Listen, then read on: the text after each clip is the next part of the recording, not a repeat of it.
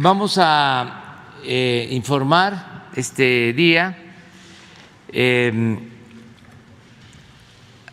Ayer me preguntaron sobre la vacunación a niños, a adolescentes con enfermedades que requieren una atención especial y quedamos en que la Secretaría de Salud, el doctor Hugo López-Gatell, iba a informar sobre esta decisión que se tomó de vacunarlos, iniciar una vacunación especial para estos niños, estos adolescentes. Entonces se va el día de hoy a informar sobre esto, lo va a hacer el doctor Hugo López-Gatell y posteriormente vamos a proyectar un video que es una felicitación del presidente de Irlanda con motivo de nuestra independencia. Entonces, por favor, doctor. Con su presidencia. Muy buen día. Muy buenos días tengan todas y todos ustedes.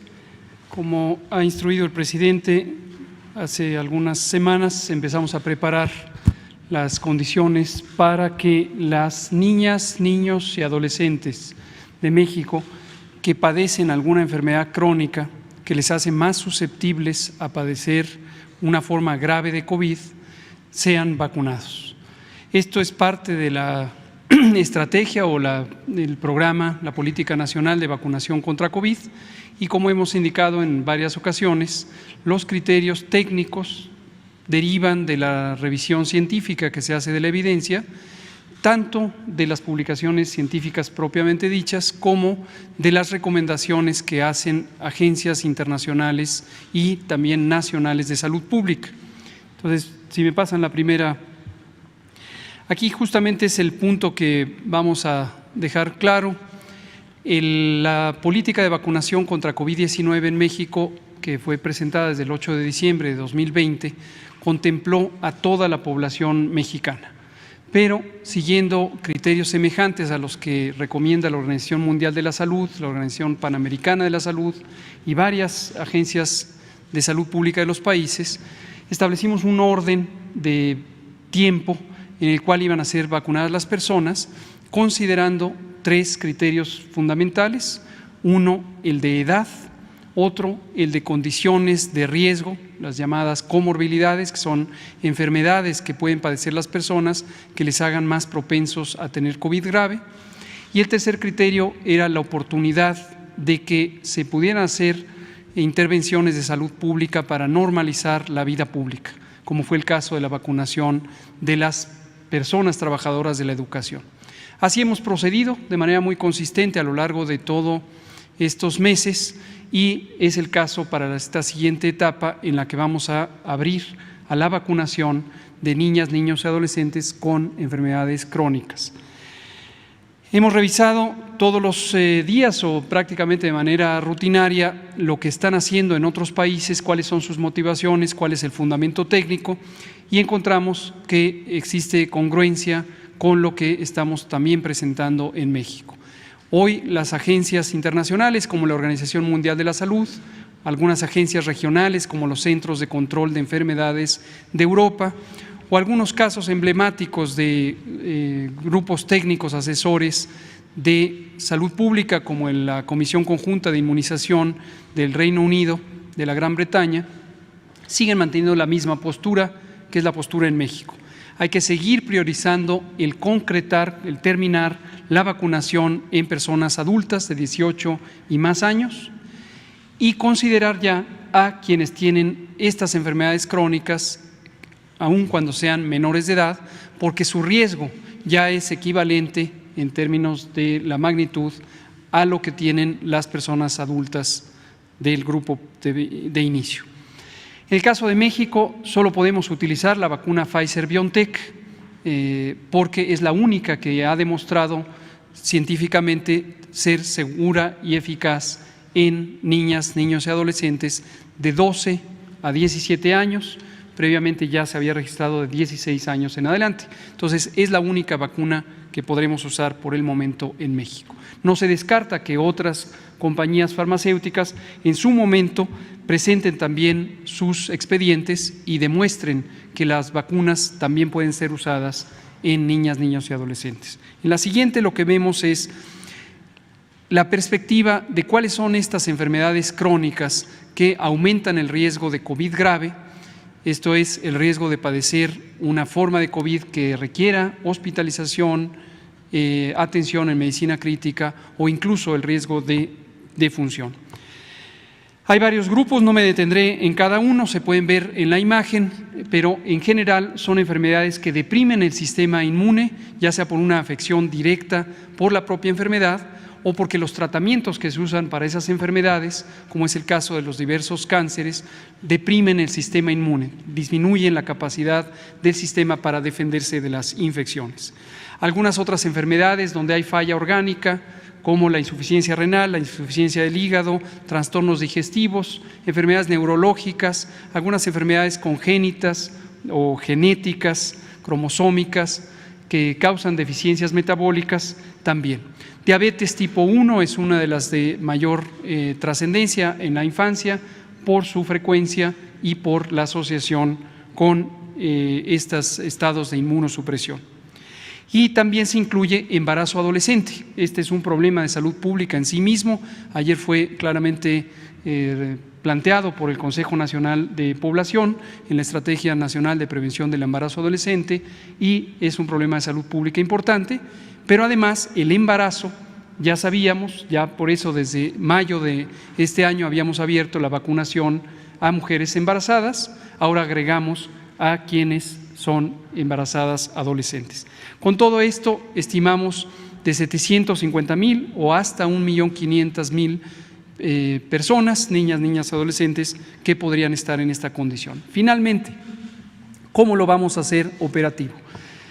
Dado el universo relativamente limitado en número, pero además identificable de estas personas, vamos a seguir un procedimiento que es distinto a la vacunación general en adultos. En la vacunación general de adultos hemos procedido en el territorio, hemos ido disponiendo las unidades temporales de vacunación, los puestos de vacunación que se desplazan por todos los municipios del país. En este caso, como la enorme mayoría o prácticamente todos quienes padecen estas enfermedades son identificados necesariamente porque si no, no podrían tener una vida saludable en la medida que se controlen las enfermedades. Entonces vamos a utilizar la propia infraestructura del Sistema Nacional de Salud, es decir, en las unidades médicas donde se tratan a estas personas, que son mayormente hospitales de segundo nivel y hospitales de referencia, es donde vamos a poner las estaciones permanentes de vacunación. No serán temporales, sino serán permanentes. Las fechas, a partir del 28 de septiembre, próximo martes, estaremos publicando el lineamiento técnico y la lista completa de enfermedades crónicas.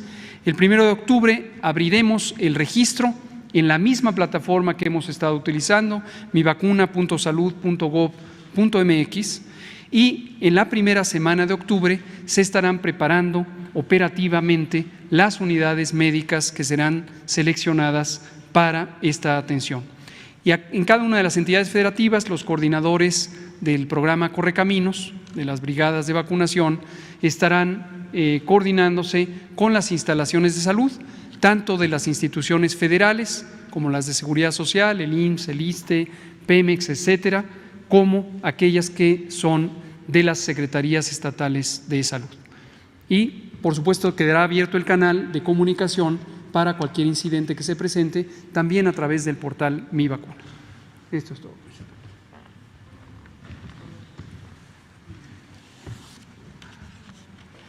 Bueno, nos siguen llegando felicitaciones de gobiernos,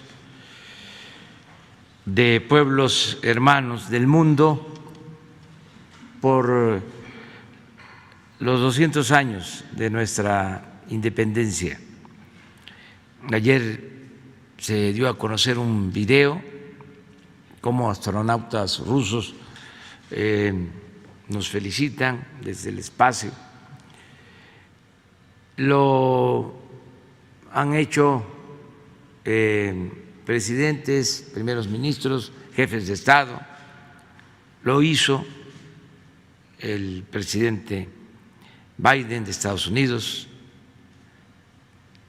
el Papa Francisco y ahora el presidente de Irlanda, que le agradecemos mucho su mensaje, Michael Daniel. Vamos a escucharlo.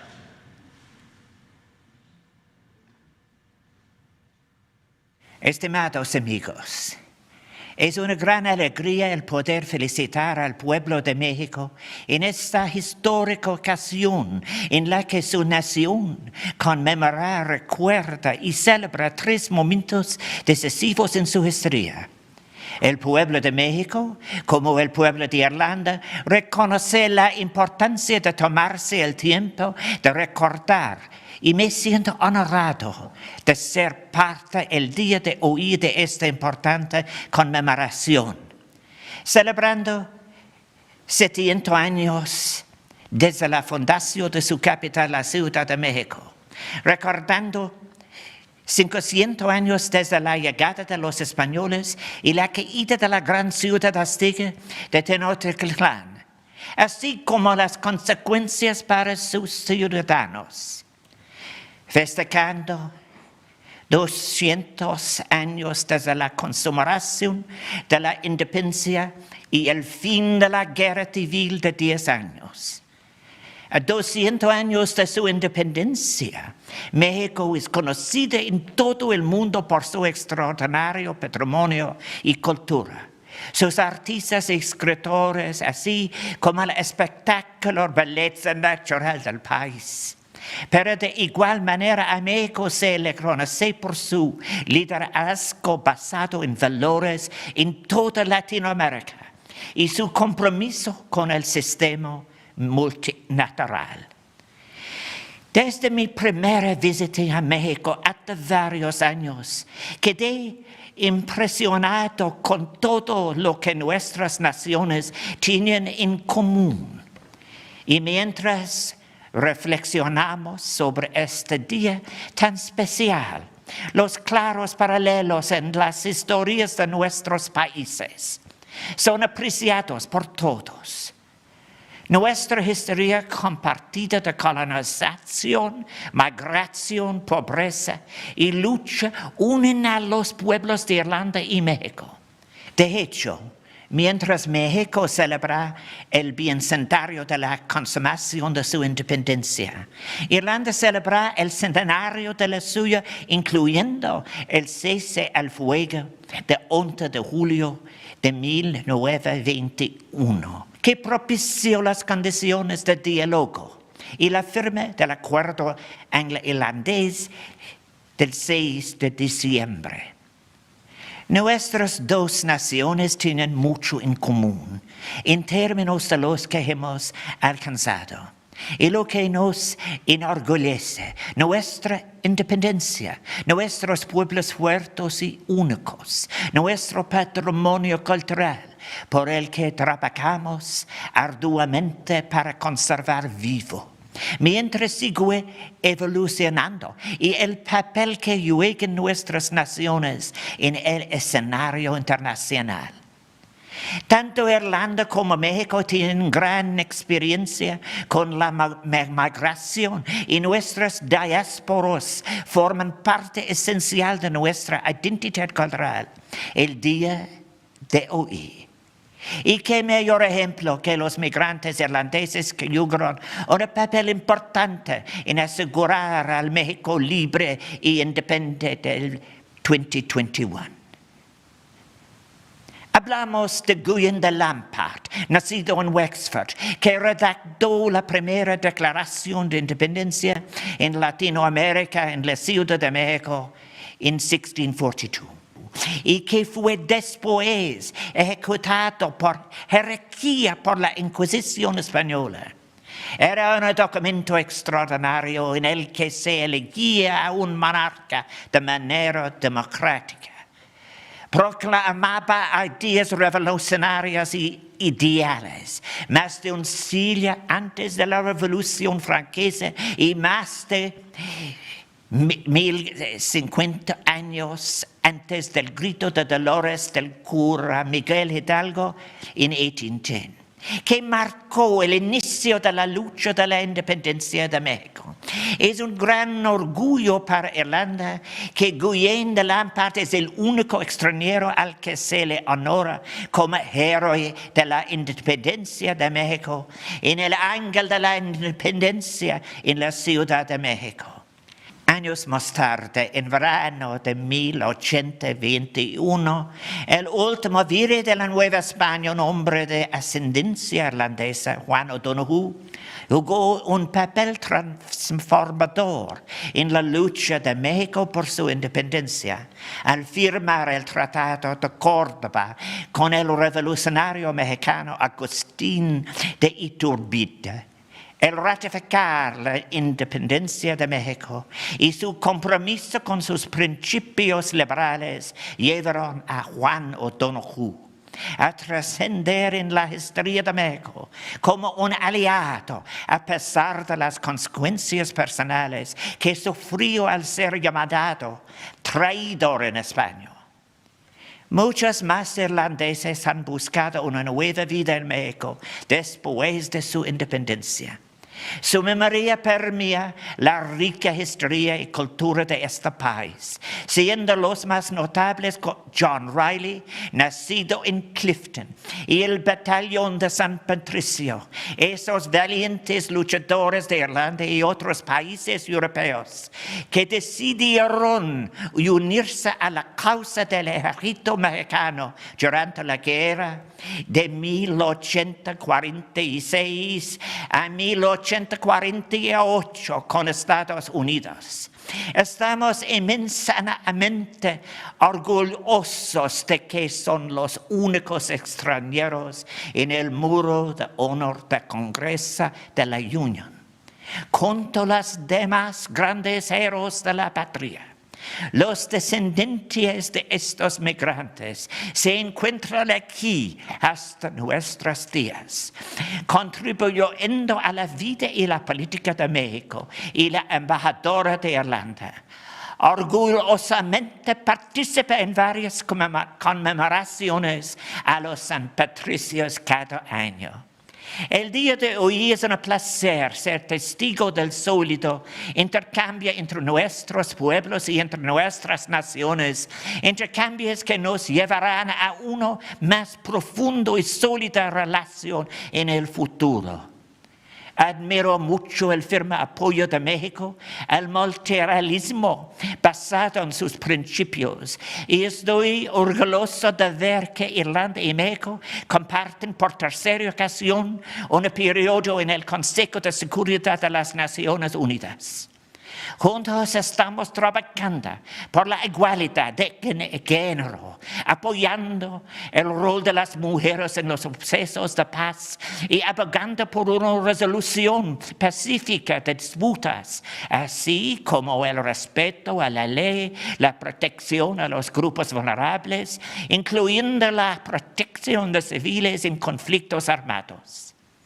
De igual manera, estoy muy orgulloso de ver a nuestras dos naciones continuar con la celebración de nuestros profundos lazos de historia y amistad, con una sólida base de un pasado compartido y afinidad cultural. El pueblo irlandés y mexicano se unen a través del comercio, la educación, la cultura y nuestra búsqueda de valores en común en el plano internacional. Como presidente de Irlanda, me permito felicitar calurosamente al pueblo de México en este histórico día.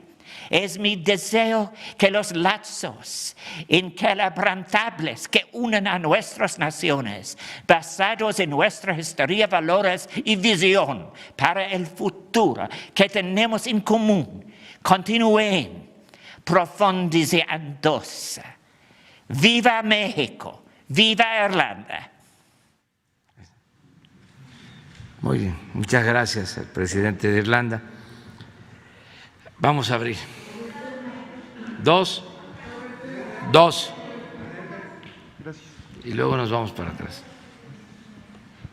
Buenos días, señor presidente. Buenos días, subsecretario. Buenos días a todos y a todos. Diego Elías Cedillo, de Tabasco Hoy, Campeche Hoy, Quintana Roo Hoy y Diario Basta en la Ciudad de México, de Grupo Cantón.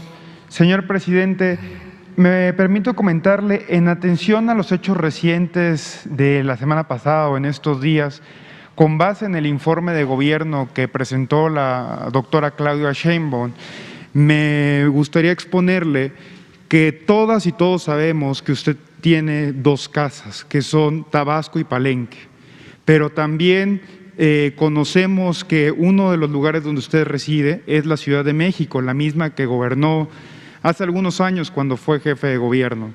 Sin embargo, presidente, muchos capitalinos consideran que hay cierto abandono debido a que no ha tenido giras recientemente en la Ciudad de México.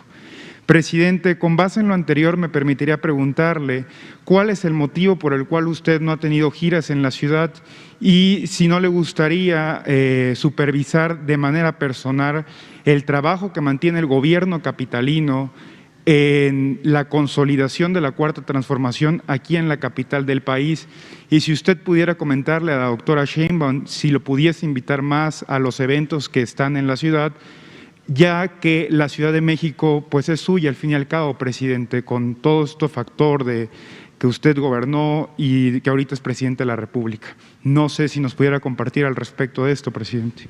Bueno, lo cierto es que aquí está la sede del Poder Ejecutivo, aquí está el Palacio Nacional, esta es la capital de la República. Aquí estamos el mayor tiempo, aquí en la Ciudad de México.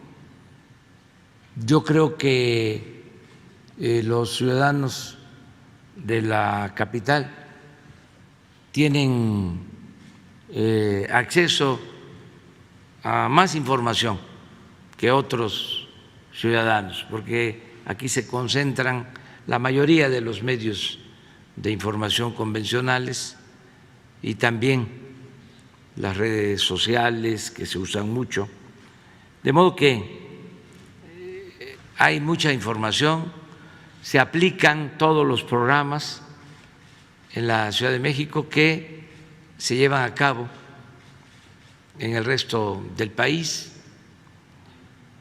trabajan las dependencias federales en la Ciudad de México, tenemos muy buena relación con la jefa de gobierno, quizá por eso no tengo que hacer muchas giras en la Ciudad de México, porque la jefa de gobierno me aligera la carga, ella me representa muy bien, me siento representado por la jefa de gobierno, que es una mujer trabajadora, honesta, con convicciones. Y sí, vamos a visitar más la ciudad. Hoy precisamente tenemos un acto en la Ciudad de México, creo que en Xochimilco, con jóvenes del programa Jóvenes Construyendo el Futuro, y la semana que viene también vamos a inaugurar el próximo fin de semana, en 8 días, creo que el 29, vamos a inaugurar sucursales del Banco del Bienestar en la Ciudad de México, porque ya vamos a empezar a inaugurar sucursales del Banco del Bienestar en todo el país, ya construidas, hay más de 1,000 y se están equipando. Estas son las primeras, pero para noviembre vamos a tener ya terminadas, equipadas 500,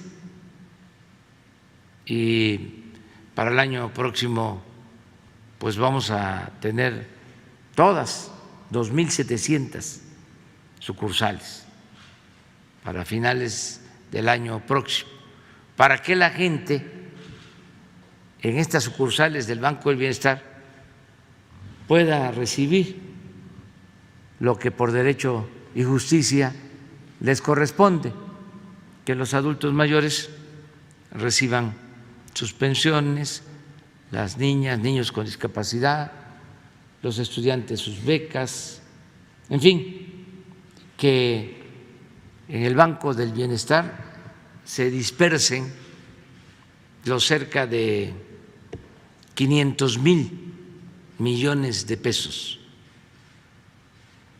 que están presupuestados para los programas de bienestar.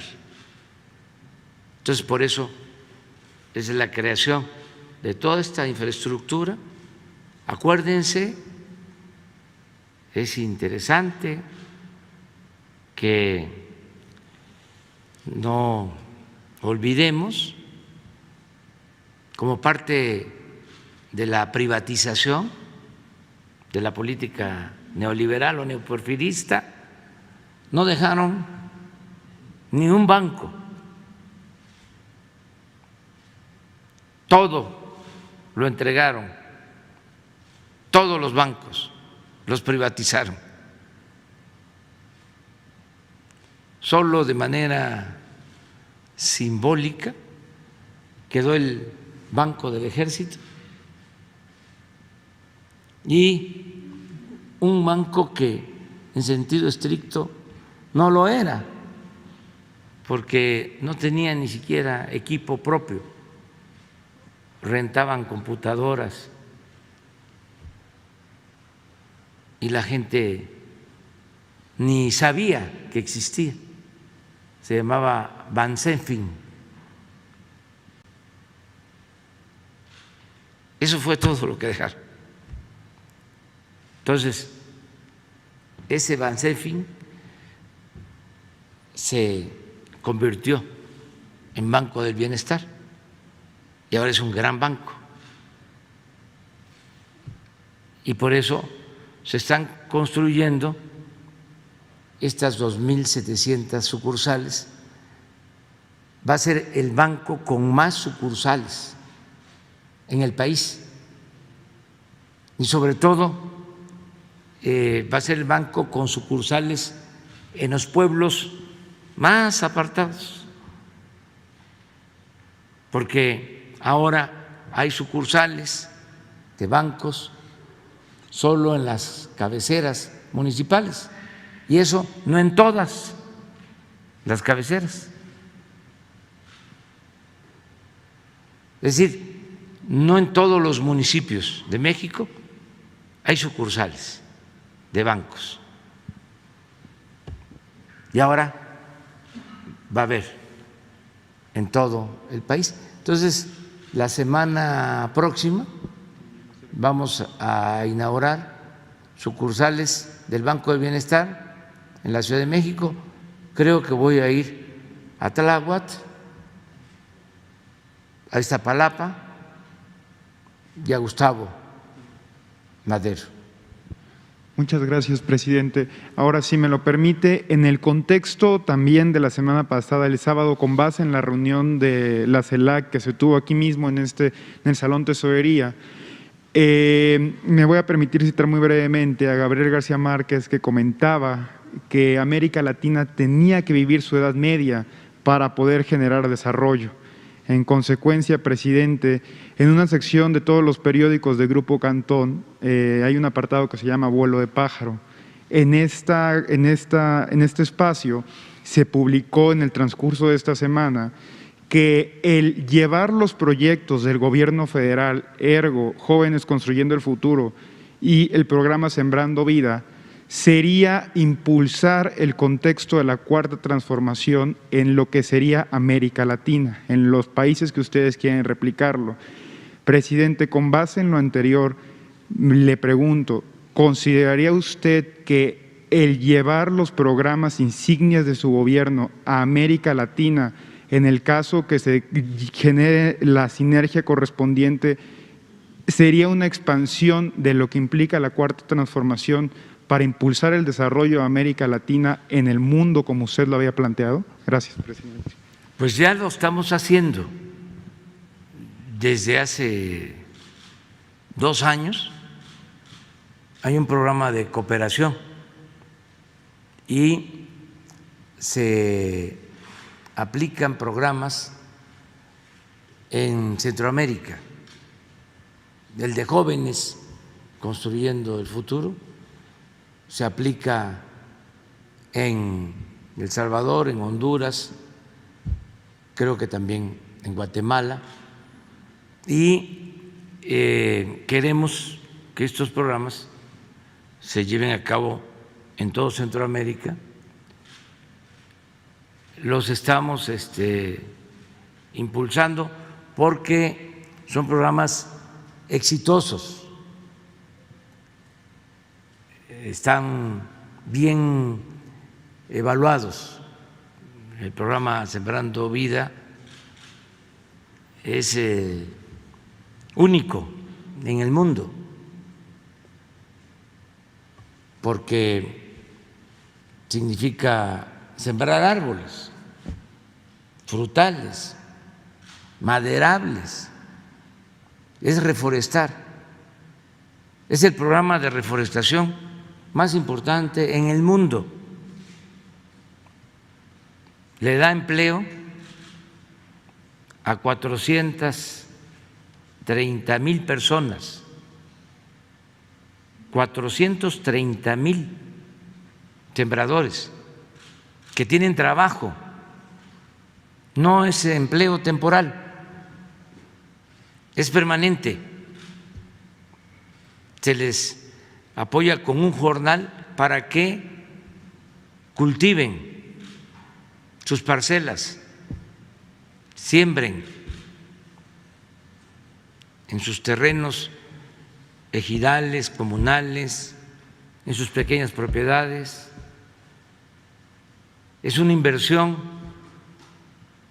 de 26,000 millones de pesos al año, 1,300 millones de dólares. No hay nada en ningún país una inversión así. Entonces, cuando se habla del cambio climático, pues nosotros podemos decir que estamos ayudando a producir oxígeno, a producir agua, a cuidar la naturaleza. Y al mismo tiempo se da trabajo, se producen alimentos, frutas, madera. ¿Cuándo se habían sembrado tantos cedros, tantas caobas?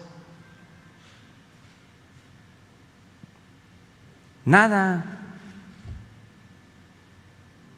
Eran puros estudios, congresos. Ahora que hay esta polémica con los del CONACYT, tenían una asociación civil, un grupo de investigadores, y se iban a congresos y se les tenía que pagar del presupuesto hasta para sus lujos. Y como tenían mucha influencia, pues y buenas agarraderas y buenas relaciones con los medios y con la intelectualidad orgánica del régimen, era una especie de chantaje y se le tenían que entregar estos fondos. Y cuando ya desaparece eso, que ya no hay esas extravagancias, esos lujos, el derroche, pues entonces se inconforman, ¿no? Y se quejan de que no se invierte en la ciencia, que no nos importa la innovación tecnológica, que habían hecho nada, coloquios, congresos, viajes al extranjero, viáticos. Ahora no, ahora es investigación aplicada. El CONACYT ha hecho cosas extraordinarias. Imagínense producir ventiladores para atender enfermos de COVID en los momentos que más se necesitaba, o lo que están haciendo con la vacuna Patria, que va bien en su desarrollo, está demostrando que es eficaz, todavía no se termina su proceso completo de investigación, pero tener una vacuna para el COVID mexicana, en eso es en lo que estamos invirtiendo. Entonces, sí, México está ayudando con su ejemplo para la aplicación de estos programas en Centroamérica y en otras partes. ¿Pudo platicar de este tema en el evento de Santa Lucía con el embajador de Estados Unidos con respecto a la carta que había enviado? Sí, él está muy informado de lo que se está haciendo. Él comparte nuestro punto de vista de que deben de aplicarse estos programas. Fue de visita a Tabasco, allá, sí, a la frontera, al Ceibo, Tenosique, y ha estado haciendo gestiones con este propósito.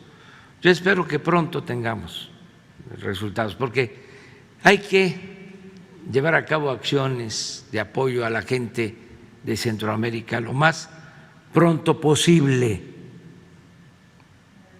no estar sometidos a la burocracia, a darle largas a todo y a querer resolver las cosas con medidas coercitivas, deteniendo el flujo migratorio sin atender el fondo del problema. Entonces, sobre eso vamos a seguir insistiendo. Muchas gracias, presidente.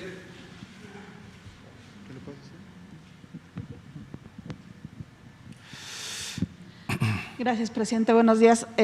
Primero, nada más precisar, ¿la vacunación entonces sería a mediados de octubre más o menos para los niños o si ya hay una fecha exacta? Sí, insisto que a diferencia del programa en adultos, donde vamos por fechas definidas abriendo centros de vacunación temporales en los municipios, aquí Empezamos ya, en la primera semana de octubre se estarán haciendo todos los arreglos técnicos, la refrigeración, la cadena de frío, los consultorios específicos donde se van a establecer las vacunas para aquellas unidades médicas que son mayormente hospitales de segundo nivel, hospitales de tercer nivel, donde se atienden rutinariamente a estas personas para que ahí mismo les sean vacunadas. Pero es una operación más semejante a la atención médica que a estas acciones de salud pública. Entonces, empezará en la primera semana de octubre, en la segunda semana de octubre seguramente ya se estarán vacunando y continuará en dispositivos permanentes. Gracias. Presidente, preguntarle qué va a pasar con los migrantes que hay en Acuña. Veíamos ayer que estuvo el titular del Instituto de Migración, ¿qué reporte le da? Si se van a deportar, van a permanecer ahí. Ayer tenía el canciller una reunión con el secretario de Estado, si se llegó a algún acuerdo, ¿qué le reportó? Vamos a esperar a que regrese Marcelo Ebrard. En efecto, está en Estados Unidos y está tratando este asunto y otros. Entonces, si les parece, lo invitamos el lunes para que nos informe. El martes no vamos a poder porque tenemos que viajar a Sonora, pero el lunes sí, nada más que sí vamos a estar aquí. El lunes, además, ¿qué otros? ¿Qué agenda tiene? Tema. Bueno, va a estar él aquí precisamente porque vamos a dar a conocer lo de la exposición sobre la grandeza de México, con todas las piezas, códices, con todo lo que nos enviaron de otros países. Esta exposición se va a inaugurar el día lunes, que es el día de la entrada del Ejército Trigarante, formalmente el día de la consumación de la independencia de México, el lunes próximo. Entonces se va a inaugurar esta exposición y vienen a dar a conocer sobre esta exposición la Secretaría de Cultura y el director del Instituto Nacional de Antropología e Historia, para que todo el pueblo sepa en qué va a consistir esta exposición, tanto en el Museo Nacional de Antropología como en el edificio de la Secretaría de Educación Pública, que es un edificio histórico que se va a convertir en un museo dedicado al muralismo mexicano, porque ahí están murales extraordinarios de los muralistas más importantes de nuestro país. También ese día se va a condecorar, se le va a entregar una condecoración a un militar extranjero, a un responsable de los carabineros de Italia, que se ha dedicado, él y su corporación, a rescatar piezas robadas, piezas arqueológicas, piezas que se han robado de México. Y ellos rescatan estas piezas, incluso de subastas, y nos han devuelto estas piezas. Es una labor extraordinaria porque no solo rescatan las piezas robadas, sino que no se quedan con las piezas, las regresan a su país de origen. Esta es una labor extraordinaria y por eso le vamos a dar este reconocimiento especial, porque nos traen también piezas recuperadas en subastas internacionales, en especial en Italia. También ese día pues se va a informar sobre los festejos de la noche, porque se va a escenificar, va a haber una representación de lo que fue el ingreso, la entrada del Ejército Trigarante. Esto va a estar a cargo de la Secretaría de la Defensa.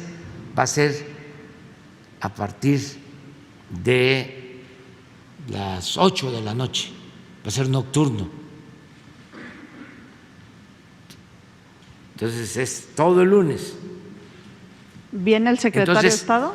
El secretario Marcelo Ebrard, porque a él le corresponde la entrega de esta condecoración, aunque lo voy a hacer yo, pero el trámite formal lo hace la Secretaría de Relaciones Exteriores. Va a estar con nosotros el lunes y nos puede explicar sobre lo que tú nos estás preguntando ahora. ¿Viene el secretario de Estado de Estados Unidos a la ceremonia del lunes? No lo confirmó ya. No, viene posteriormente, vienen otras personalidades, vienen representantes de todos los gobiernos o de varios gobiernos del mundo, vienen representantes del gobierno francés, vienen representantes del gobierno de Rusia, viene un representante del Papa Francisco, en fin, vienen muchos representantes de gobiernos extranjeros. Y luego se cerrará en Morelos, ¿verdad? Los 15 eventos emblemáticos, ¿o dónde va a ser lo de Morelos? Bueno, primero es bueno, lo de los yaquis, el 27, que es el martes. Aquí. Ajá. Al día siguiente vamos a Vicam, a Sonora, para ofrecer perdón a los yaquis y a dar a conocer las acciones del plan de justicia al pueblo yaqui. Esto es el 28. El 29, pues ya dije que vamos a estar aquí en la Ciudad de México, vamos a inaugurar los bancos de bienestar de la Ciudad de México, no todos, sino algunos. Ya vamos a empezar a inaugurarlos todos. Yo creo que para fin de año ya se tienen en la ciudad todos los bancos de bienestar terminados, equipados, funcionando. Y el 30 vamos a estar en el estado de Morelos, conmemorando un año más del natalicio de José María Morelos y Pavón, también en el marco de los festejos por la independencia. Y el lunes, que es día 4 de octubre, vamos a estar en Veracruz,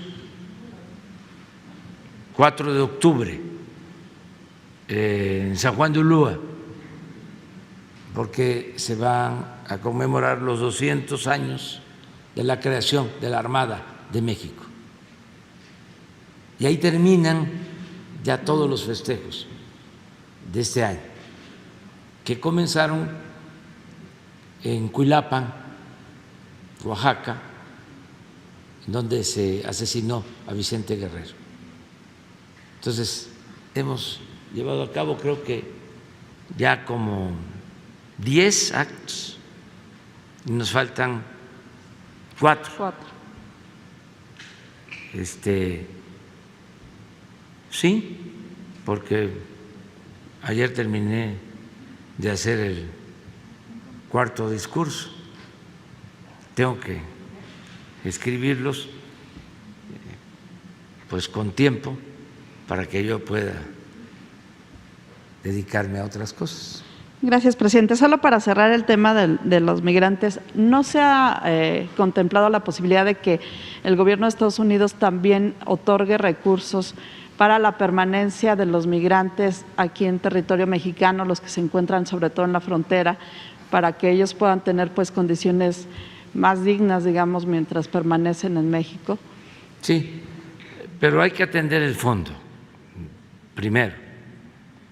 O sea, no queremos que México sea un campamento de migrantes, queremos que se atienda el problema de fondo, que la gente no se vea obligada a emigrar,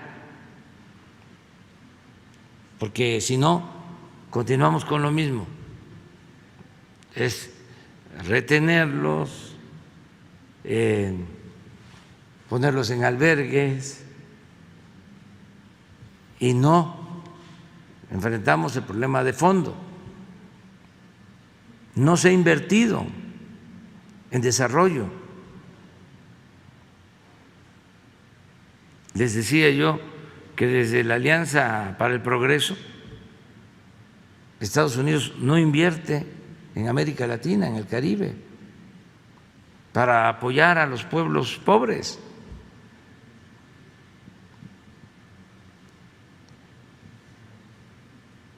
Ayudaron cuando la reconstrucción de Europa después de la Segunda Guerra con el Plan Marshall, destinaron recursos para eso, ayudaron a los países europeos. Luego con el presidente Kennedy crearon lo de la Alianza para el Progreso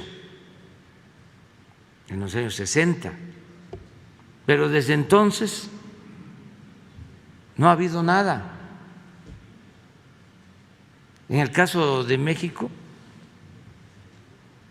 lo que se estableció fue el llamado Plan Mérida, que consistió, porque ya nosotros no hemos participado en ninguna acción de ese tipo, pero consistía en entregar armamento, helicópteros artillados. Hasta hace poco. ¿Qué pasa? Que como hay amnesia política, se olvida.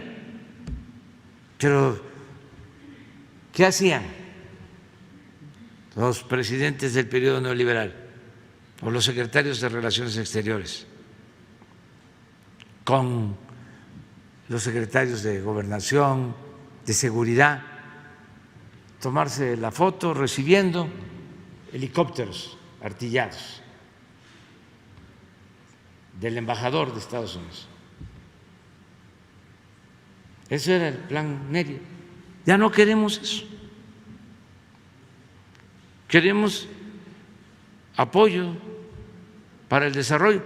Y se equivocó Reforma, periódico conservador, porque fíjense, dice, está cuestionando el bloqueo el presidente de México, el bloqueo a Cuba, pero al mismo tiempo está solicitando apoyo de Estados Unidos. ¿Sí? Estamos solicitando apoyo de Estados Unidos, pero para los países de Centroamérica.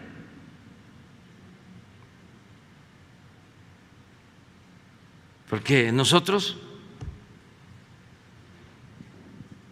hemos manejado el presupuesto con eficacia y como no hay corrupción, tenemos para financiar programas de desarrollo.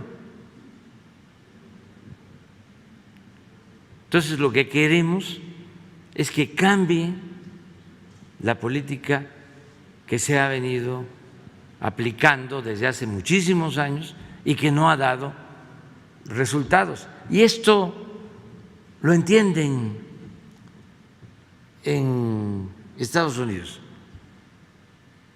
Han sido sensibles a esta propuesta. Lo que sucede es de que se tardan mucho porque tienen que presentar la propuesta al Senado y les lleva tiempo. Luego empiezan a vincularse asuntos electorales, partidistas, que retrasan estas decisiones que son importantes para atender de fondo el problema migratorio y otros problemas. Pero hay muy buena relación y vamos a seguir. También para Haití se tendría que destinar esta inversión. ¿Mande? Y también para Haití se tendría que destinar Claro, esta inversión. Y buscar la forma de que intervenga Naciones Unidas, porque hay un completo desgobierno en Haití.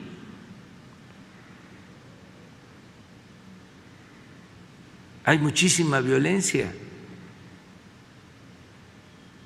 Bueno, asesinan al presidente y hay bandas de delincuentes en Haití. No se puede olvidar eso.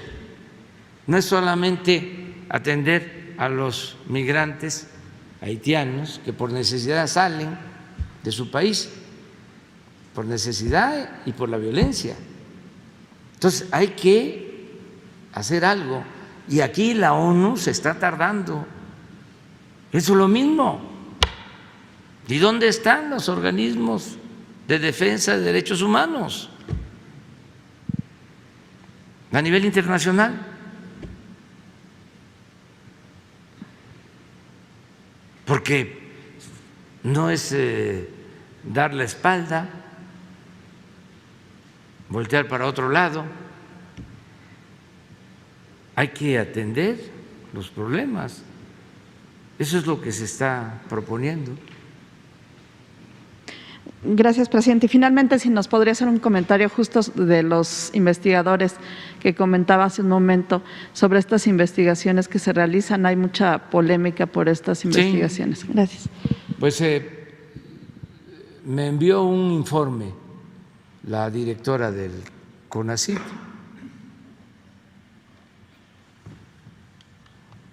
la doctora María Elena Gómez Bulla, Álvarez Bulla, y se los vamos a dar a conocer. No sé si lo tienes. A ver si Laura.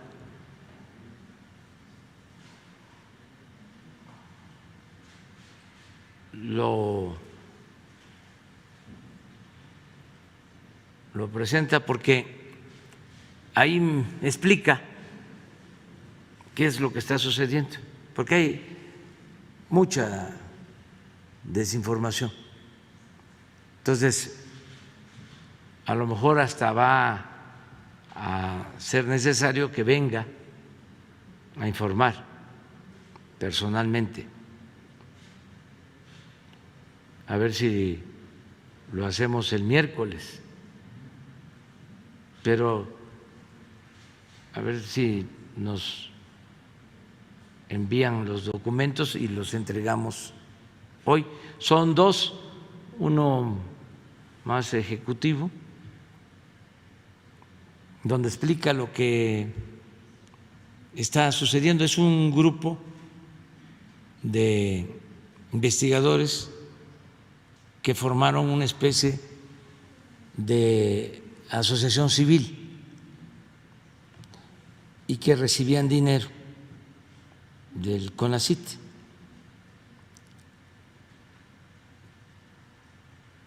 Y ¿cómo? ¿Lo tienes? A ver, ¿por qué no pones? Hay uno, nada más. A ver. Sí, yo creo que es este.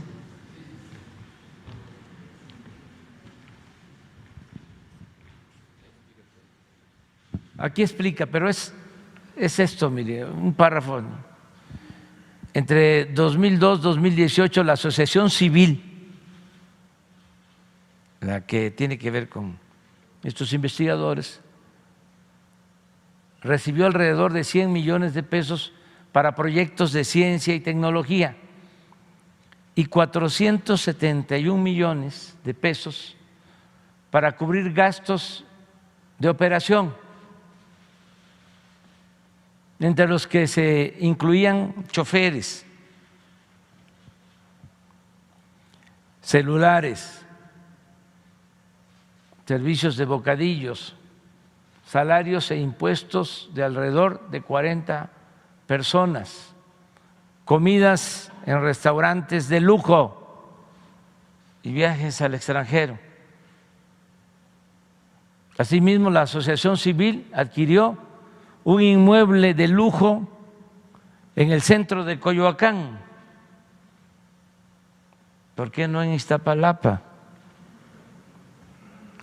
Con recursos que no justificó ante el CONACYT, además de que dicha asociación civil fue la instancia responsable de emitir el dictamen en 2007 que justificó las omisiones de las autoridades federales en relación con el rescate de los cuerpos y la ampliación de investigaciones relacionadas con la mina de Pasta de Conchos. O sea, en un grupo predilecto del régimen anterior. Entonces, como ya no se puede mantener estos privilegios, pues ahora se sienten perseguidos. Pero yo le pregunto a la gente, ¿el combate a la corrupción va a ser selectivo o va a ser parejo? Vamos a excluir a grupos, a potentados, a las élites, ya sea de la academia, de la ciencia, de la intelectualidad, a las élites económicas, o aplicamos el combate a la corrupción por parejo.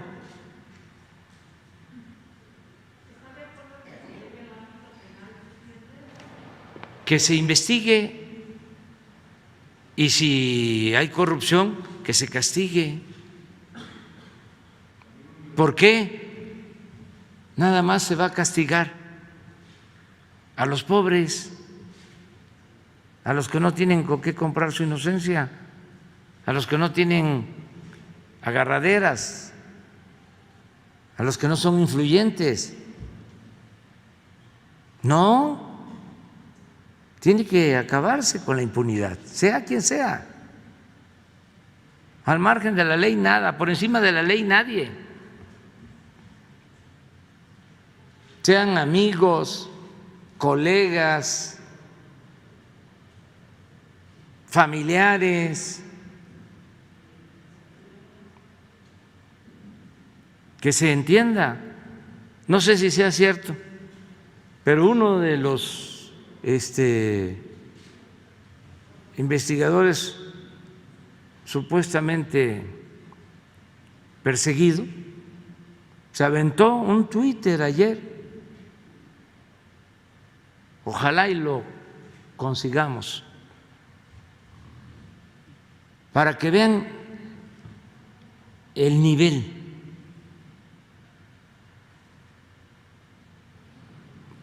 moral. Porque siempre he dicho que una cosa es la educación y otra cosa es la cultura. Y que los grados académicos no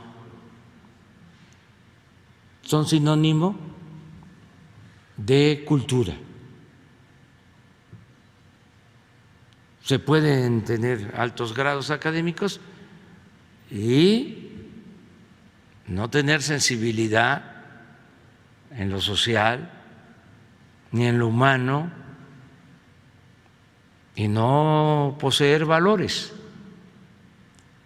culturales, morales, espirituales, porque eso fue lo que hizo el neoliberalismo. También individualizó,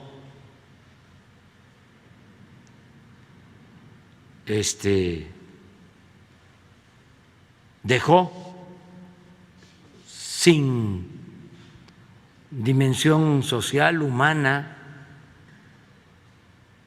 la educación, la investigación.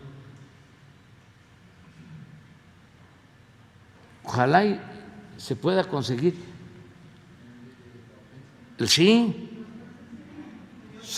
porque es de uno de estos señores que ofende a Beatriz y me ofende a mí, pero de manera vulgar. O sea, ¿qué tenemos que ver nosotros?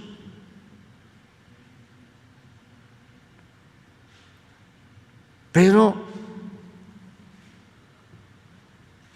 ese producto de todo un proceso de formaciones que se fueron creando durante el periodo neoliberal. Cuando hablo de que fue peor esto que el porfiriato en varios aspectos, puedo probarlo. Para empezar, el porfiriato fueron 34 años. Esto duró 36 años. Y fue un proceso de degradación progresivo, porque no solo afectó lo económico, sino lo social, lo político, lo moral, una decadencia. Entonces, por eso está costando transformar al país. A ver, ¿por qué no lo pones? Se llama el señor, si es real, Aldo Alderete. Fíjense, este es uno de este grupo. Comiencen con la puta pseudoescritora, pseudoinvestigadora. ¿No saben quién es? La sopilota, esa idiota que no sabe ni escribir una frase sin faltas de ortografía. Ella no tiene ningún fuero y gracias al pendejo, loco, imbécil ese al que hoy limpian los zapatos ustedes y Hertz.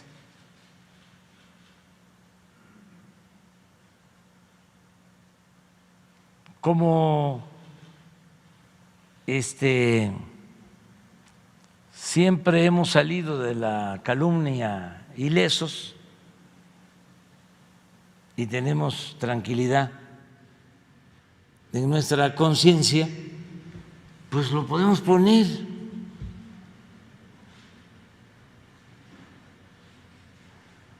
Pero esto es para que entre todos analicemos el grado de descomposición al que nos llevaron con la política de pillaje de corrupción, en donde lo más importante era triunfar a toda costa, sin escrúpulos morales de ninguna índole.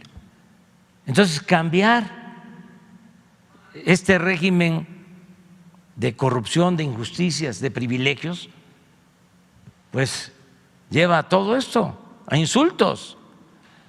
Por eso mi discurso del día 16 de septiembre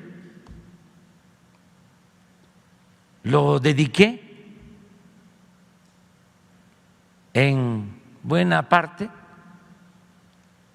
a dar a conocer los insultos de la oligarquía contra Hidalgo. Hizo un recuento de estos insultos Paco Ignacio Taibo, pero al final dice que otro escritor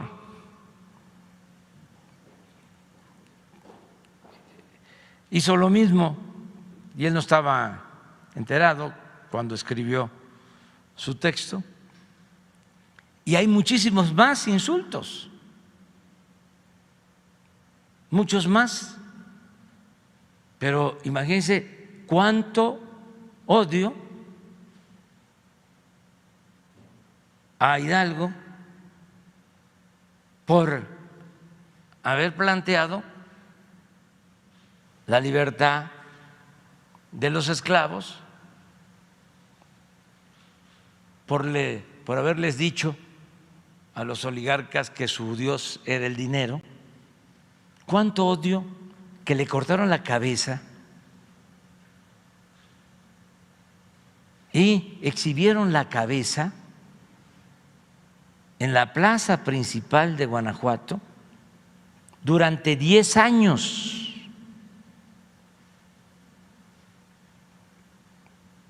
Como escarmiento. Ese es el conservadurismo. Eso no lo queremos. Entonces, tenemos que ir poco a poco reeducando, concientizando, sobre todo pensando en los jóvenes, porque ya hay estas generaciones que está muy difícil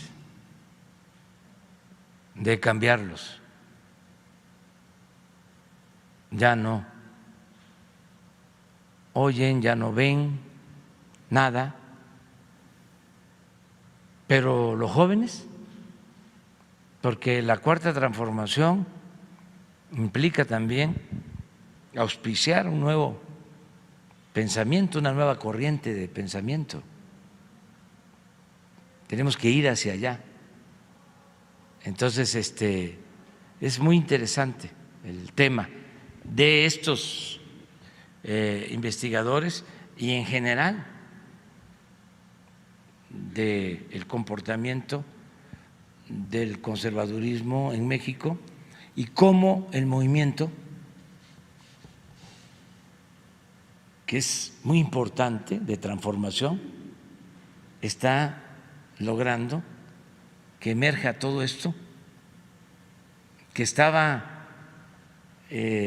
sumergido, oculto, tapado por la hipocresía.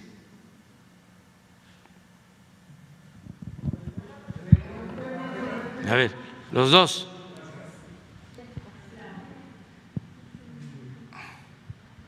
Presidente, muy buenos días. Soy Omar Niño de San Luis Potosí.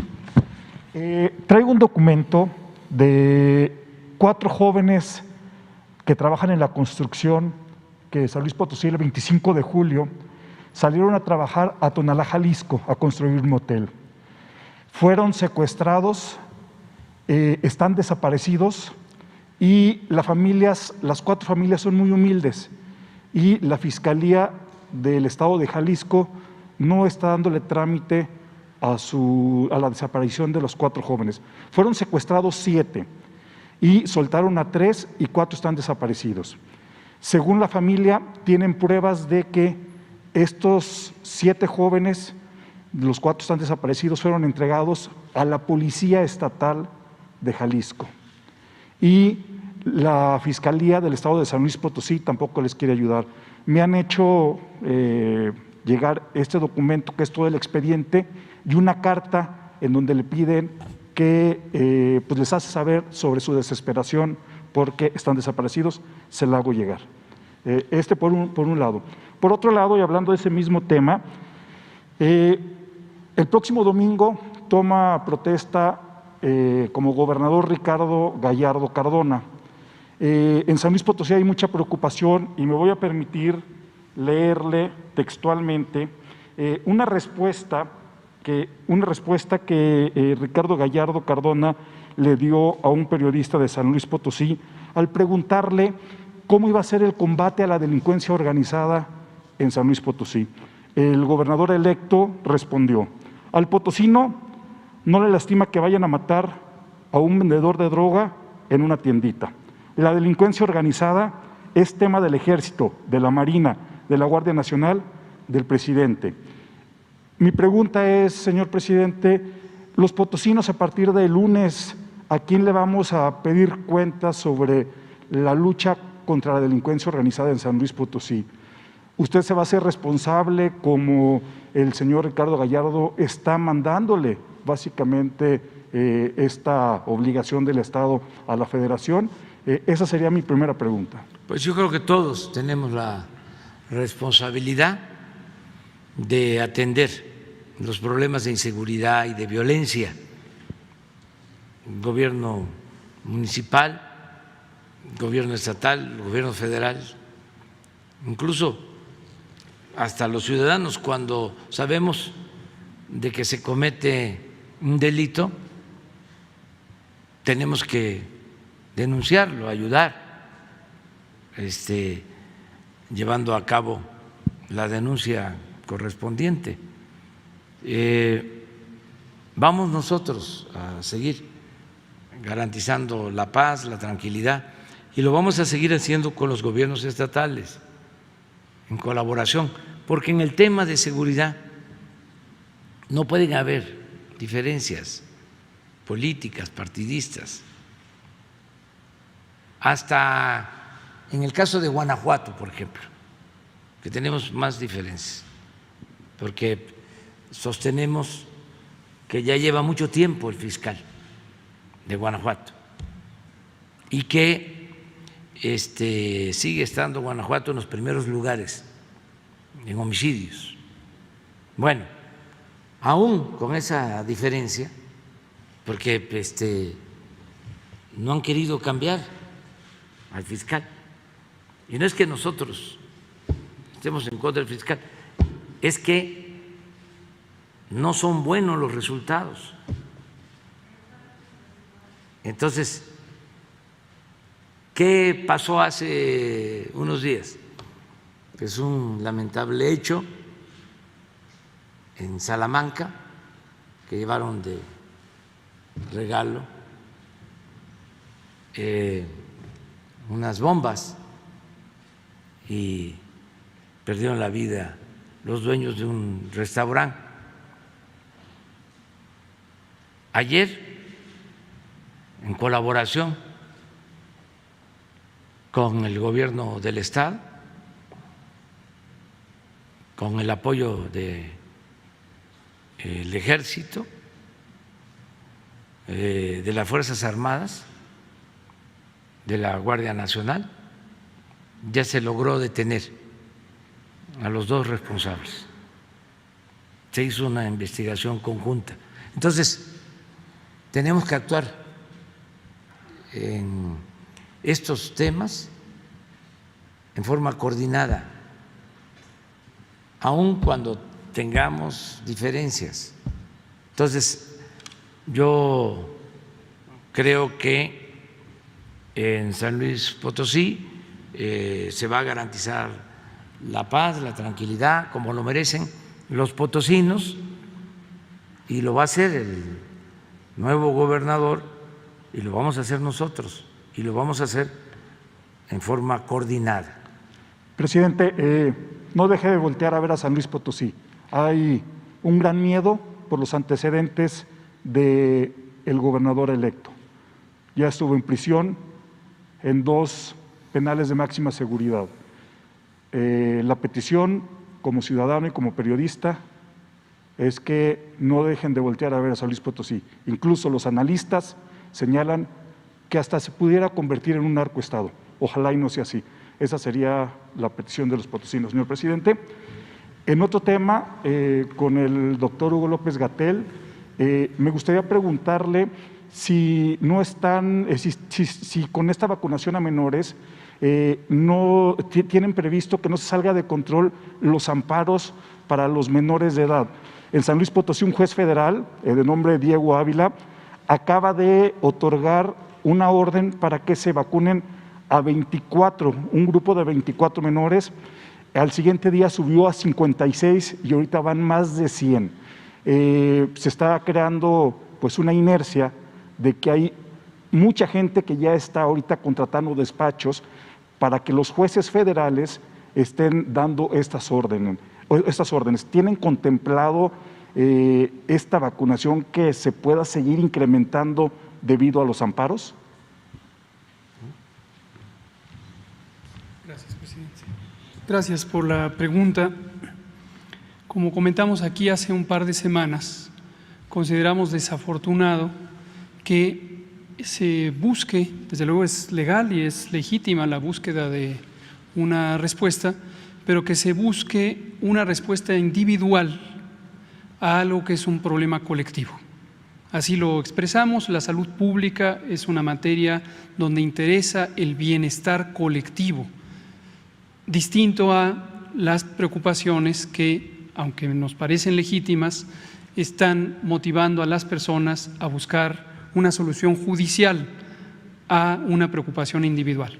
Insistimos, nos parece legítima la preocupación individual, pero lo que es desafortunado es que las personas que buscan y logran estas sentencias de amparo no tengan la visión general, la visión colectiva. Este es un fenómeno social, colectivo, del mundo entero. ¿Cuál es el problema? Que cuando se busca una solución solo para la persona, o en este caso el familiar, niño, niña, adolescente, sin pensar en que junto hay otra persona con otra familia y junto hay otra persona con otra familia y hay un país entero y hay un mundo entero, entonces se empieza a alterar las previsiones científicas, técnicas que han gobernado la política nacional de vacunación en México y en los demás países. Hemos destacado la consistencia, la congruencia, la semejanza del plan de vacunación de México con el de Inglaterra y con el de Francia y con el de Estados Unidos y con el de Dinamarca, porque todos los países que atendemos científicamente la pandemia seguimos criterios científicos y se ha identificado que quien tiene mayor riesgo son las personas adultas muy mayores y luego las que le siguen y luego las que le siguen, etcétera. Entonces, cuando lo dije hace un par de semanas, vino una semana de desinformación y la frase que usé en ese momento, que es un hecho real, constatable, por cada vacuna que se lleve a un menor por la vía judicial, se le está privando, por lo menos temporalmente, de la vacuna a una persona adulta que puede tener un riesgo mayor. No estamos hablando de que vamos a restringir el gasto y evitar gastar, no estamos hablando de eso, pero esa fue la desinformación que siguió a estas declaraciones esa semana. Las vacunas están garantizadas. El presidente López Obrador desde el principio dijo, esto es una vacuna de acceso universal, pero seguimos criterios técnicos y científicos para que cada quien la vaya adquiriendo en el momento en que se necesita más. Todo mundo quisiera vacunarse. Entonces, por eso es que nos parece desafortunado esta visión extremadamente individualista que lleva a utilizar un recurso, está claro, legítimo, también legal, como es la apelación judicial. Ahora, la otra cosa que aprovecho para aclarar, parece que un senador de la República tenía una confusión importante al respecto, es que nosotros respetamos la independencia de poderes y acatamos las órdenes, las sentencias judiciales. Así lo hemos estado haciendo desde el principio y fue una instrucción explícita del presidente López Obrador, obviamente además una convicción de quienes le acompañamos en el gabinete. Cuando viene una sentencia de amparo, la ejecutamos de manera inmediata y no hemos incumplido ni una. No por ello nos vamos a deprivar del derecho que tenemos también de contraponer recursos de inconformidad en los tribunales de circuito de acuerdo a lo que corresponde con la ley. Entonces estamos haciendo las dos cosas en paralelo para que haya claridad.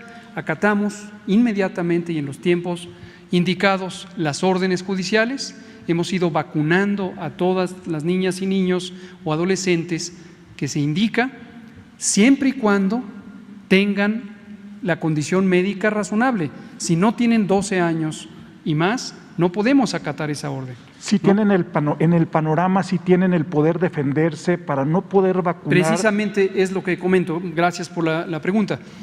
Nosotros lo que hacemos es, nos llega una orden, a partir de una sentencia, la acatamos inmediatamente y giramos la instrucción correspondiente para que se vacune al niño, niña, adolescente, siempre y cuando sea con la vacuna Pfizer y sea de 12 años y más.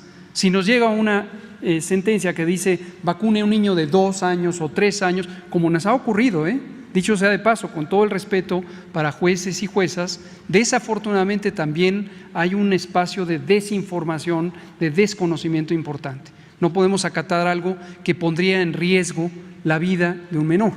Y nos han llegado sentencias que dice niño de 2 años hay que vacunarlo. No, esto es imposible, ¿no?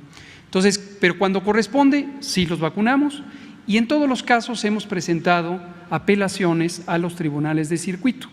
Son los tribunales, colegiados, que son los tribunales superiores que vigilan o supervisan el trabajo de los jueces individuales. Y hace ya unas 3 semanas, con el apoyo del secretario de Gobernación, por instrucción del presidente y con el apoyo de la consejera jurídica, extraordinaria consejera jurídica del Ejecutivo Federal que tenemos ahora, hemos tenido un diálogo del Poder Ejecutivo con el Poder Judicial a través del Consejo de la Judicatura y se está analizando un fenómeno de contradicción de tesis. ¿Qué quiere decir esto? Algunos jueces han dicho, han hecho sentencias en una dirección que es opuesta a varios otros.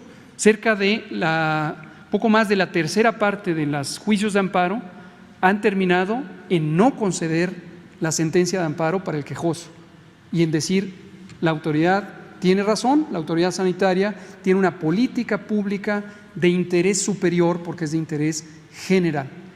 Más de una tercera parte nos han dado la razón. Entonces hay una contradicción de tesis, siguiendo el principio fundamental que el presidente indica siempre, el diálogo.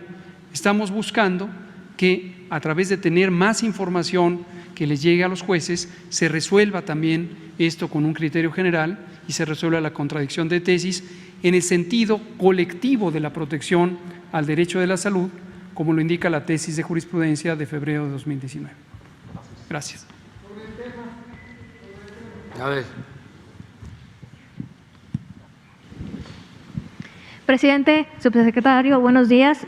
Fátima Ramírez, del Despertar Político. Presidente, hace unos días se hizo viral la noticia que las momias de Guanajuato, reconocidas como patrimonio cultural, serían trasladadas de su sitio a un nuevo museo, supuestamente porque el actual no cuenta con las instalaciones adecuadas para recibir la cantidad de personas que lo visitan. Para solucionar la falta de espacio, el Ayuntamiento de Guanajuato aprobó la construcción de un centro comercial con 53 locales, el nuevo museo y un estacionamiento de 4 niveles. El 25 de octubre de 2019, el actual ayuntamiento abrogó un acuerdo municipal que regulaba la utilización y la exhibición de las momias con previa autorización de su cabildo, para ahora darle esa facultad exclusivamente al presidente municipal. El proyecto fue respaldado por el gobernador Diego Sinue y para financiarlo, el Congreso local avaló que el municipio adquiera una deuda de 69.900.000 pesos, pagadera a 10 años. bajo la justificación que al construir un centro que incluya el museo, pues se va a aumentar la calidad de vida de las familias, se fortalecerá el turismo, la cultura, educación y una derrama económica de 67 millones al año. Sin embargo, presidente, este es un ejemplo más de cómo los gobiernos lucran con el recurso público. Están utilizando las momias para garantizar la afluencia al museo, dado que el área contemplada para dicho museo solo abarca el 24.6% de la construcción y lo demás será un área comercial. Que hasta el momento no se ha transparentado quién administrará la plaza, qué tipo de actividad comercial estará en los locales, además de la afectación a las familias que se dedican al comercio y están alrededor del actual museo. Además, en 2016 se utilizó el mismo argumento para que el ayuntamiento invirtiera 1.090.000 pesos para estudios y propuestas con el fin de encontrar solución y ampliar la carga del museo. Aunado a este proyecto mercantilista, se suma la inactividad del Instituto Nacional de Antropología e Historia, ya que desde hace tiempo se ha buscado el reconocimiento de las momias para que sean monumentos históricos muebles, sin que al momento se tenga contestación a la solicitud. Además de que el INAH Guanajuato ha autorizado el proyecto con análisis cuestionables. Presidente, la pregunta es esta. ¿Tenía conocimiento del tema? Y segundo, ¿se podría solicitar se agilice por parte del INAH el análisis para reconocer a las momias como monumentos históricos y así dotarlas de mayor seguridad jurídica, se dejen de utilizar con fines mercantiles y se deje de hacer negocio privado con recurso público?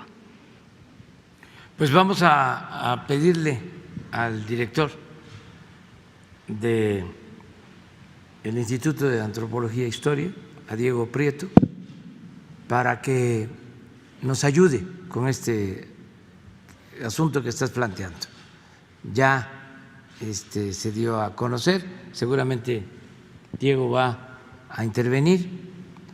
El INAH tiene que ayudar en todo esto.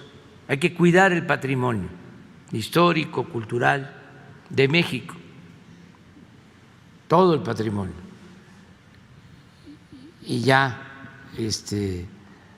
presentaste tu denuncia y yo estoy seguro que tanto las autoridades locales, en este caso del municipio, del estado y lo que corresponde a la federación, se va a actuar para cuidar este patrimonio. Y como segunda pregunta, presidente, la Secretaría de Cultura informó que una casa de subastas en Alemania está subastando piezas prehispánicas provenientes de otros países latinoamericanos, incluido México, a pesar de una denuncia interpuesta por el gobierno. ¿Qué le ha comentado la secretaria, si tenía conocimiento, y qué hará el gobierno, dado que la casa de subastas señala que todos los artículos que tienen a la venta tienen certificado de origen que muestra que los objetos se encuentran de forma legal en su país? Eso es parte de lo que se va a tratar el lunes. Por eso el reconocimiento a este oficial de Carabineros de Italia, porque se ha dedicado al rescate de estas piezas, incluso en subastas. Esto lo van a explicar el lunes tanto el director del Instituto de Antropología como la secretaria de Cultura. Va a ser muy interesante el que se conozca qué se está haciendo para rescatar piezas que se han robado de México y de otros países, porque han habido saqueos del patrimonio cultural, artístico de los pueblos, de las naciones. Uno va a un museo en Nueva York o en Londres, Francia, París, los grandes museos, y ahí hay piezas de todo el mundo que pertenecen a países que fueron saqueados, piezas arqueológicas, incluso han trasladado templos completos. ¿Sí? Para museos. En las grandes ciudades. Entonces, es un tema que se está debatiendo y por eso México quiere ahora hacer este reconocimiento, porque es de lo poco que se hace para que devuelvan estas piezas a nuestros países. Muy bien.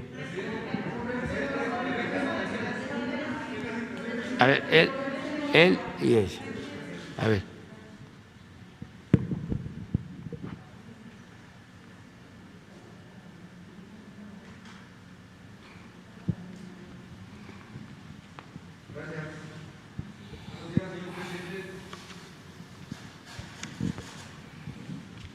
Gracias, presidente. Buenos días.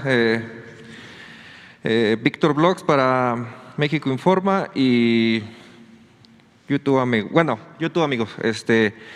Presidente, son dos preguntas con los programas sociales. La primera pregunta va establecida con la incorporación de los censos del bienestar, que es para las personas de 65 años. La subsecretaria Ariana Montiel informó en la conferencia de prensa de la Ciudad de México cómo iba a funcionar el censo. En esa conferencia le hicieron una pregunta de si le iban a entregar retroactivos a las personas que iban a ser incorporadas y la subsecretaria respondió que se les iba a entregar un adelanto en el bimestre de noviembre y diciembre con la cantidad de 6,200 pesos. Me han llegado preguntas de los beneficiarios de las pensiones, sobre todo de los censos, si también se va a aplicar en todo el país, como usted lo había comentado, como se había dado la información en Acapulco, de que se iba a incorporar a los adultos mayores en todo el país. Si solamente se va a dar el retroactivo aquí en la Ciudad de México o también se les va a entregar en todo el país. Y también compegado con la pensión de discapacidad, señor presidente, recuerdo perfectamente que usted dio a conocer ahorita por la situación de que empiezan a entrar nuevos gobernadores en los estados, usted dio a conocer que quiere realizar un censo para las personas con discapacidad de 0 a 64 años, junto con los gobiernos estatales, poner usted el 50% y el gobierno estatal también poner el 50%. ¿Cuándo estaría o para cuándo iniciaría el censo, presidente, de la incorporación de 0 a 64 años? Porque, bueno, sé que ahorita solamente están incorporados 1 millón de personas con discapacidad y, bueno, existe también el límite de edad para entregar esta pensión. Esta sería la primera pregunta. Gracias, presidente. Bueno, ya se está inscribiendo a mayores de 65 años. El programa de pensión a adultos mayores incluye ya de 65 años en adelante, pero se están incorporando poco a poco. Hay un plan de incorporación.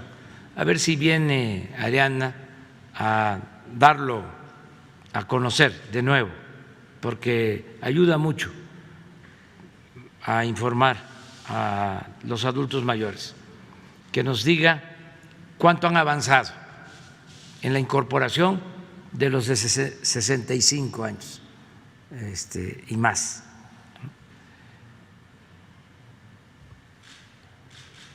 Yo tengo la información que para marzo del año próximo se concluye el censo por completo, de 65, la incorporación de todos. Y ya se está entregando a todos el incremento. Lo que no puedo contestarte ahora es si, como tú lo planteas, se les va a entregar de manera retroactiva, aún no estando inscritos. Creo que así es tu pregunta, ¿verdad? No, señor presidente, la pregunta sería si solamente tiene contemplado, bueno, yo lo entendí así por la subsecretaria cuando dio la conferencia de prensa, ella comenta que solamente se daría aquí en la Ciudad de México, pero preguntan los adultos mayores… No, es nacional. En nacional sería… Eso es nacional. Ajá. O Sí. sea, el retroactivo de los 6,200 pesos, presidente, para el siguiente bimestre, que sería el de final de año. Ella lo comentó así, de hecho está así. Es que es lo que se tiene que aclarar. Si se le empieza a entregar a partir de que se inscriben, de que están inscritos, y ahí empiezan a recibir, ¿sí? O aunque no estén inscritos, ya tienen el derecho de recibirlo, y cuando se inscriban les tienen que dar el retroactivo. Creo que ese es tu planteamiento, ¿no? Así es, presidente. Bueno, eso yo le voy a pedir a Ariana que venga a explicarlo.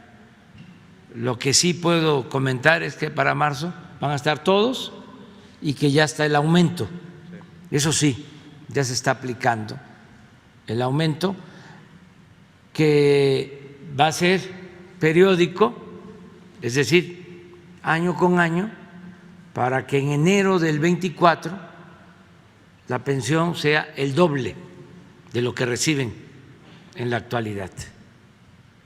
Me va a dar muchísimo gusto, por ejemplo, que para enero del 24, si estoy en el gobierno, si lo permite la naturaleza, la ciencia, el creador y el pueblo, ya una pareja de adultos mayores, eso hasta lo pongo en mi libro nuevo, puedan tener para su alimentación, cuando menos. Entonces, sí va avanzando este programa. Entonces, va a estar Ariana para que lo explique. Lo otro que planteabas es… De la… sí, de la discapacidad. Personas mayores con discapacidad, Sí. que puedan ser beneficiadas también con la pensión. Esto va a depender de los gobiernos estatales, porque son convenios que tenemos que hacer. Ya aceptó el gobernador de Sinaloa, es el primero, Rubén Rocha, y ya nosotros también estamos de acuerdo. Entonces, a partir de ahí se va a hacer el censo para incorporar a los que no están ahora en el programa de la pensión por discapacidad, porque nada más se tiene a niñas y niños hasta 18 años.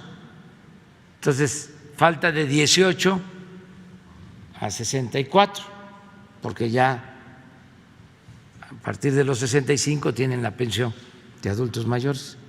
Entonces, todos los que tengan esa edad y los gobiernos de los estados aporten el 50%, nosotros aportamos el otro 50%. Sí, presidente. Bueno, la segunda pregunta, presidente, también viene relacionada con los programas sociales, exclusivamente con las becas. Quiero plantearle una situación. Usted había comentado en una gira, creo que fue en el sureste, había comentado usted, presidente, que quiere ya que se consoliden los programas sociales, ¿no? La atención y precisamente para que el beneficiario tenga una respuesta firme ante pues las peticiones que llegan a la Secretaría del Bienestar o a la misma Coordinación Nacional de Becas. Siguen surgiendo dificultades, presidente, en la situación de que a veces no se les informa, sobre todo a las beneficiarias, a las titulares de educación básica, en dónde acudir para poder hacer el cambio de su plástico. Pasa lo mismo también con los adultos mayores, que también desafortunadamente pues tampoco les informan cómo se tiene que realizar el cambio de su tarjeta o su plástico vencido.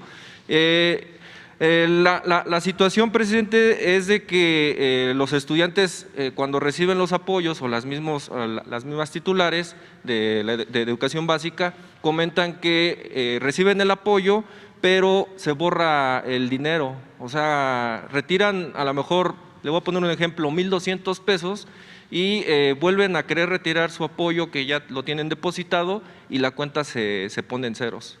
Entonces, por eso le quería comentar esta situación, porque usted lo dijo, y creo que se lo dijo ese día que estaba ahí el Gabinete de Bienestar, que ya se tenían que fortificar las situaciones de los programas sociales. Entonces, yo también le pediría, porque desafortunadamente también hay muy poca información en relación a cómo se consiguen las becas, presidente, de los 3 niveles educativos, y bueno, pues a ver si habría la oportunidad de que le dieran la información a los beneficiarios. Gracias, presidente. Sí, que se informe más. Si se acuerdan, antes venían por las tardes los de los programas de bienestar a informar. Vamos a que vengan ahora en la mañana los responsables de los programas de bienestar, adultos mayores, discapacidad, los de becas, los de jóvenes construyendo el futuro, los que tienen que ver con el Sembrando Vida, los de vivienda, todos que informen para que la gente tenga todos los elementos. Vamos a hacer ese compromiso para que se tenga la información.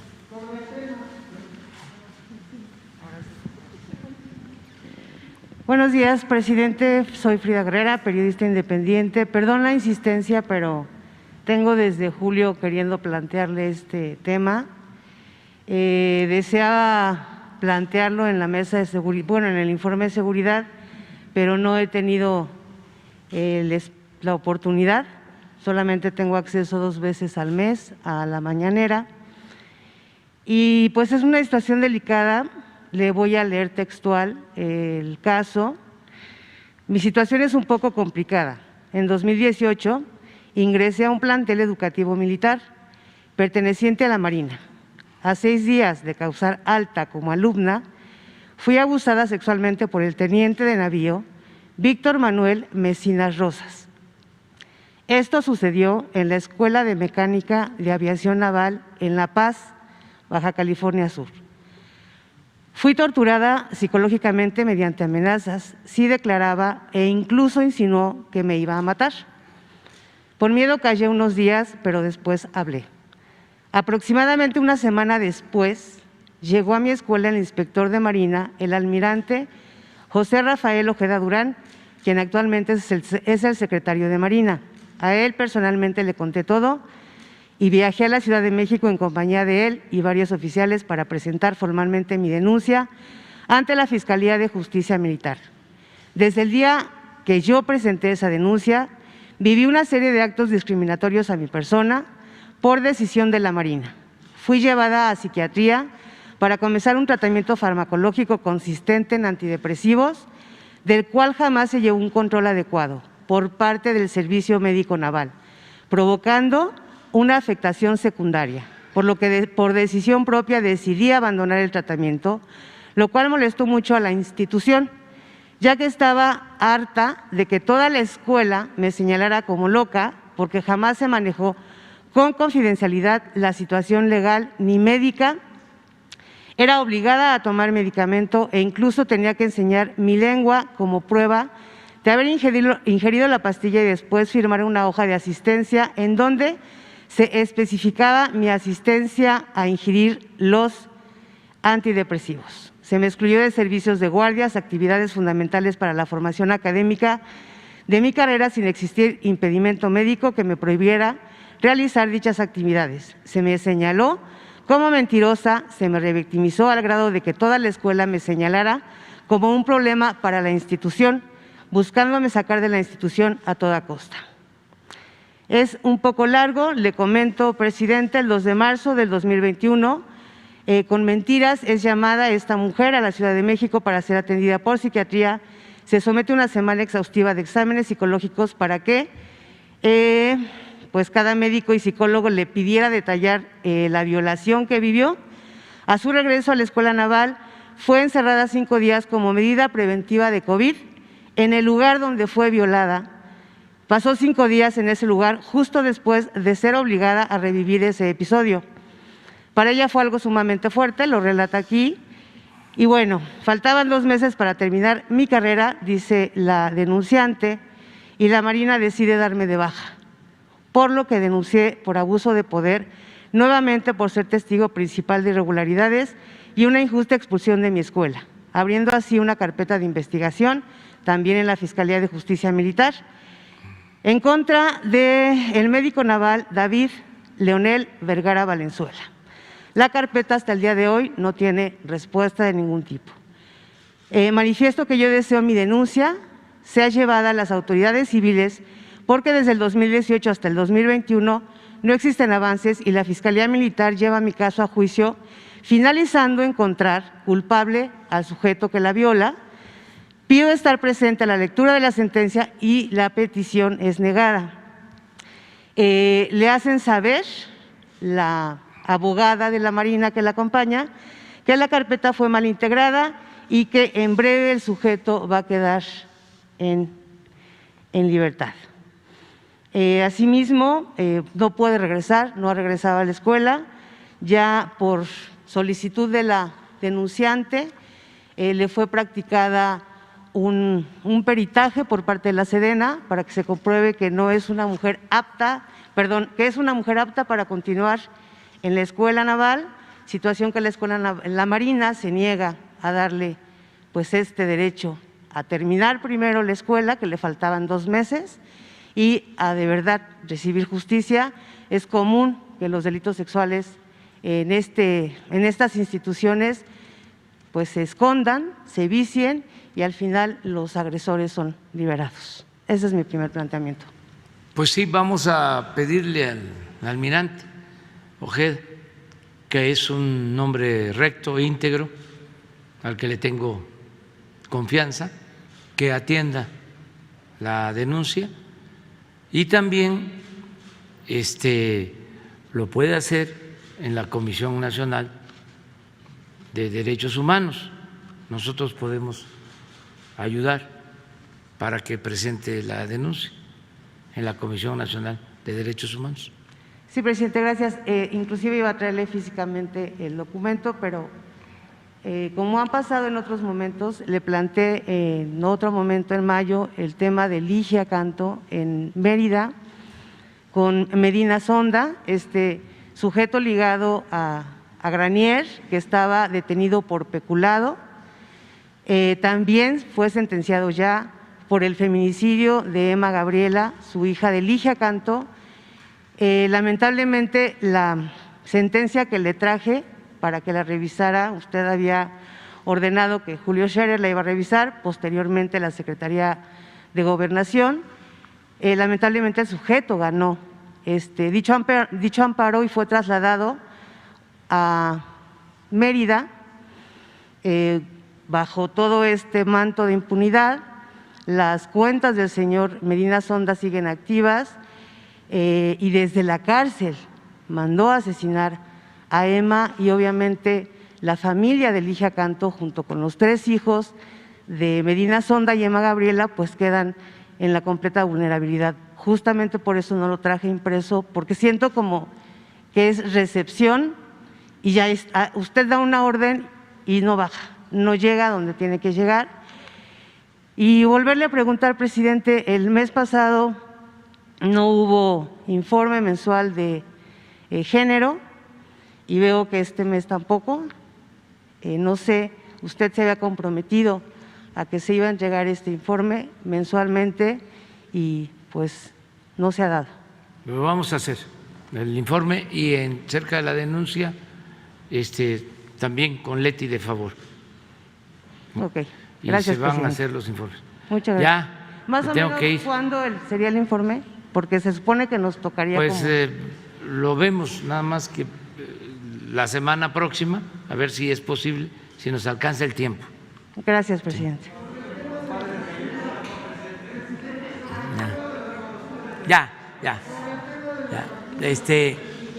Vamos a reunirnos hoy con las madres, los padres de los jóvenes de Ayotzinapa y luego les decía que por la tarde vamos a estar con los jóvenes, ahí nos vamos a estar viendo. Están invitados. No, tengo ese compromiso de ir a la laguna, pero lo vamos a hacer posteriormente. Sí, voy a estar hoy aquí porque tengo esta reunión con padres, madres de los jóvenes de Ayotzinapa, tengo lo de la reunión de los jóvenes en Xochimilco. Mañana voy a supervisar los trabajos de rehabilitación de la refinería de Cadereyta. Voy y regreso, voy a eso nada más, a Cadereyta. Y el domingo voy a supervisar los trabajos de rehabilitación de la refinería de Minatitlán, eso en la mañana, y por la tarde voy a supervisar el avance de la nueva refinería de Dos Bocas en Paraíso. Y regreso el domingo. El lunes ya quedamos que nos vemos aquí temprano, que es el 27, el 28 vamos a Sonora, el 29 vamos a estar aquí,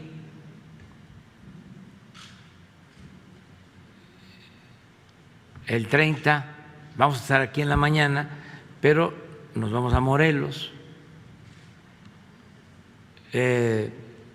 Luego vamos a hacer giras. El 30 es jueves, el viernes también voy a estar en Morelos en una gira. La mañanera del viernes es en Morelos. El sábado es gira por la zona afectada por el huracán que entró por las costas de Veracruz. Vamos a estar en una comunidad afectada de Veracruz, que va a ser Guayacocotla, que tiene que ver con toda la región de la sierra. Y vamos a estar en Huachinango, en Puebla, y el domingo en una comunidad de Hidalgo, y el domingo también en Apizaco para evaluar programas sociales. El lunes la mañanera, la reunión de seguridad va a ser en Puebla y nos trasladamos después a Veracruz, que es día 4 de octubre, les decía que es el bicentenario de la creación de la Armada, y en la tarde-noche va a haber un acto en el puerto de Veracruz. Por lo mismo, la mañanera del martes 5 de octubre va a llevarse a cabo desde el puerto de Veracruz y el miércoles regresamos acá. Ese es el plan más o menos. Voy a ir a la laguna pasando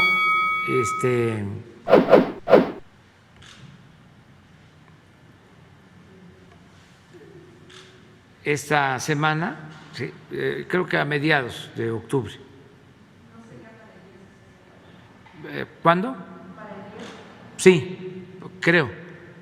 Tengo pendiente lo de la laguna, que había yo acordado de ir antes, pero se nos juntan todas estas festividades, las conmemoraciones, y luego tengo que ir a Baja California. Tengo compromisos también, pero sí voy a ir a la laguna. Nos vemos entonces, que la pasen bien.